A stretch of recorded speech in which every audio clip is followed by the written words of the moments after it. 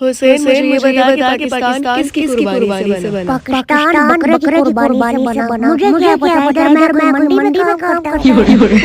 बेवकूफ, मेरा मतलब है कि मुसलमानों ने पाकिस्तान बनाने के लिए क्या किया? मुसलमानों ने पाकिस्तान बनाने के लिए इतना कुछ किया कि मैं बता नहीं सकता। फॉर एग्जाम्पल क्या किया? बोला तो है बता नहीं सकता।